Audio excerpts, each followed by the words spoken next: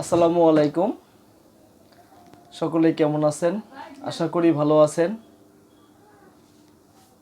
দিন যেতে যেতে আমাদের মাঝে উপস্থিত হয়ে গেল পবিত্র ঈদুল আজহা। রাত শেষ হলেই ঈদুল আজহা শুরু হবে। আমি মোহাম্মদ মোবারক হোসেন আপনাদের সকলকে পবিত্র ঈদুল আজহার শুভেচ্ছা জানাচ্ছি। ঈদ মোবারক। পবিত্র ঈদুল আজহা আমাদের মাঝে নিয়ে আসে ত্যাগের মহিমা, এবং যেই ত্যাগের মহিমায় মহিমান্বিত হয়ে আমাদের জীবন হবে সুন্দর সুসমণ্ডিত।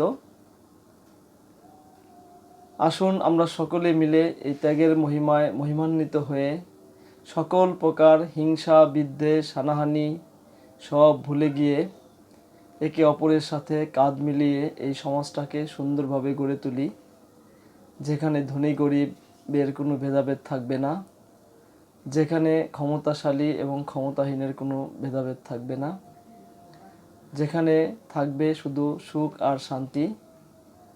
পবিত্র ঈদুল আজহার তাৎপর্য এটাই হোক, আমাদের সকলের জীবনে বয়ে আনুক সুখ এবং সমৃদ্ধি এবং শান্তি।